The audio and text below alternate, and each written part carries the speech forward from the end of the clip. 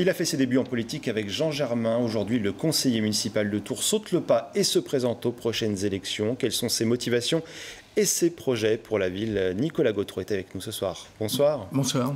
Élu d'opposition à Tours. Alors vous venez de vous lancer dans cette campagne. On vous a pourtant senti un peu hésitant ces derniers mois. Qu'est-ce qui vous a motivé à y aller? Non, j'étais pas hésitant. C'est-à-dire qu'en fait, il a fallu rassembler déjà toute une équipe autour de moi. On a beaucoup travaillé, on a travaillé sur le projet, on a travaillé sur le fond. C'est pas tout à fait fini. Il nous reste encore des choses à mettre en place. Donc c'était uniquement ça. Et la question des financements également, quand on se lance dans une campagne? Oui, tout à fait. Là, il fallait trouver des soutiens multiples et variés. Donc des gens qui participent, des gens qui soutiennent financièrement. Et tout est à peu près réglé, on va dire, aujourd'hui. Donc on a décidé de se lancer déjà dès jeudi dernier, en fait. Alors vous présentez une liste indépendante, c'est en tout cas le mot que vous employez, indépendante on comprend de tout parti. Êtes-vous toujours à titre personnel adhérent à La République En Marche? Non, je n'ai jamais été vraiment adhérent. D'ailleurs, je vous l'avais expliqué une fois, j'avais cliqué dans ce mouvement. Donc c'est vrai que j'ai été un compagnon de route. À une époque, vous ne refusiez pas cette étiquette. Hein. Non, mais d'ailleurs, oui, je n'avais pas de souci, mais je n'ai pas besoin d'étiquette. Donc c'est derrière vous aujourd'hui? Oui, c'est derrière moi.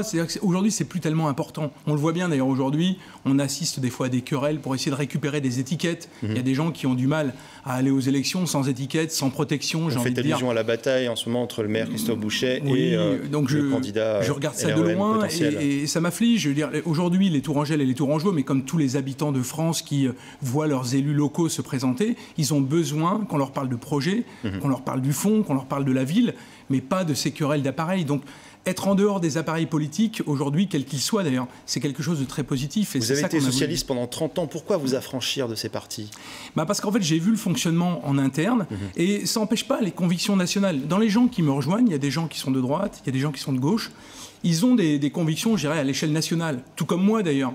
Mais après, pour la ville de Tours et pour l'échelle locale, là, on les met de côté.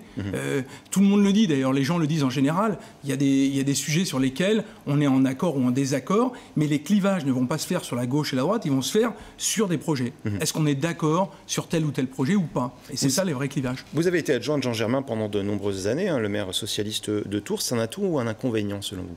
Moi, je pense que c'est un atout parce que ça permet de dire qu'on connaît bien la ville. Moi, je connais bien son fonctionnement, mais je pars... Vous assumez cet héritage?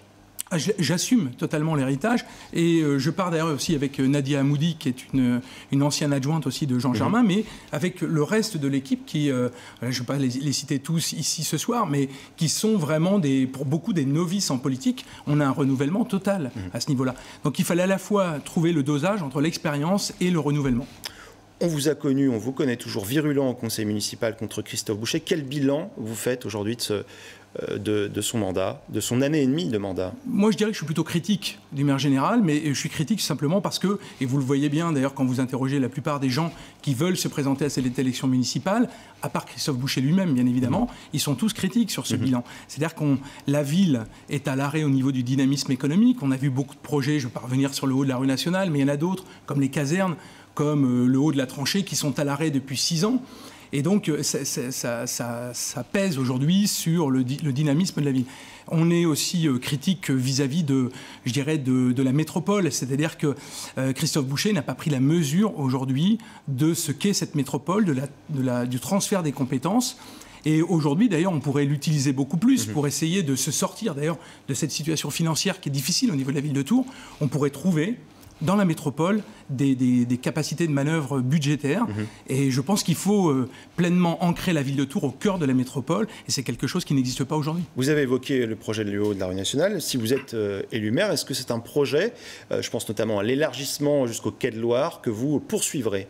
Moi, je ne veux pas faire une critique systématique de ce qui s'est passé avant.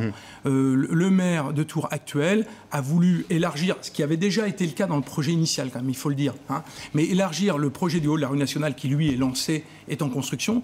Il a voulu l'élargir au bord de Loire, etc. Vous continuerez ça ou pas? Oui, bien sûr. On veut même aller plus loin, parce que dans nos projets actuels, mais on va en discuter plus profondément avec les habitants, on a aussi, par exemple, une coulée verte qui irait entre le Cher et la Loire. Donc, finalement, il y a une bonne idée. Ah mais je dis pas que tout était à rejeter. D'ailleurs, rappelez-vous, j'étais le seul élu d'opposition qui avait accepté d'aller au comité de pilotage et j'ai travaillé avec Christophe Boucher sur ce dossier-là. Le projet des Halles également. Alors le projet des Halles, par contre, là c'est encore autre chose. Là pour moi, c'est un des écrans de fumée qu'a lâché le maire, c'est-à-dire que ce projet ne verra jamais le jour. Je pense, actuellement en tout cas, il n'est pas viable financièrement, ça c'est sûr, c'est une réalité. Il n'a pas vraiment concerté suffisamment avec les commerçants et les riverains. On ne peut pas faire un projet comme ça sans les riverains et les habitants. C'est une des critiques majeures que je fais d'ailleurs sur le bilan de Christophe Boucher, c'est l'absence de concertation en amont. Et dans ce dossier-là, par exemple, on ne peut pas travailler sans les commerçants. Ça me paraît évident au niveau des Halles. S'il y a un projet estampillé Nicolas Gautreau, ce sera lequel ? Je ne veux pas l'annoncer ce soir parce que, vous savez, très bientôt d'ailleurs, je reviendrai vous voir parce qu'on va justement décliner notre projet au fur et à mesure et il y aura des axes forts. Mais je ne veux pas aujourd'hui, on a aujourd'hui 4 axes majeurs. C'est quoi l'urgence aujourd'hui ? Aujourd'hui, il y a 4 axes majeurs. Le premier, c'est le dynamisme économique, j'en ai parlé tout à l'heure, c'est redynamiser notre ville et notre métropole. Le deuxième axe important, c'est la dimension écologique. C'est-à-dire que dans pas mal de domaines, notamment, par exemple, simplement, vous voyez des choses très simples, isoler les logements ou même les bâtiments municipaux, des choses comme ça. Il faut qu'on aille dans cet axe-là. Les transports, développer les transports en commun encore plus au niveau de la ville. La deuxième ligne de tramway, oui, mais il y a aussi le côté Saint-Pierre-des-Corps qui est oublié. La dimension solidaire, la solidarité. Il n'y a pas que les gens d'ailleurs en grande difficulté. Il faut s'en occuper à travers le CCAS, le Centre communal d'action sociale, mais il y a aussi par exemple les gens seuls à Tours, des personnes âgées, des choses comme cela. Et tout cela devra se faire dans le 4e axe, c'est-à-dire une démocratie participative. Et ça, c'est vraiment l'élément essentiel, faire participer le plus possible les gens à la délibération, voire même des référendums locaux. On travaille sur ces sujets-là. Dernière question très rapidement. Quand on voit le nombre de candidatures au centre-gauche, au centre-droit, est-ce que ça vous inquiète ? Non, parce que je pense que tout le monde n'ira pas au bout. Voilà, tout simplement. Vous irez au bout ? Oui, bien sûr. Nous, on est lancés, on est les premiers à se lancer, donc on ira au bout, ça c'est évident. Non, je pense que tout le monde n'ira pas au bout, mais quand je dis ça, c'est pas présomptueux de ma part. C'est simplement, nous, on a vocation à rassembler. Mais pas à rassembler n'importe comment. On rassemblera sur notre projet et uniquement sur notre projet. Merci Nicolas Gautreau d'être venu ce soir sur notre plateau. Voilà, c'est la fin de ce journal. Merci à vous de nous avoir suivis. Passez une très bonne soirée. À demain.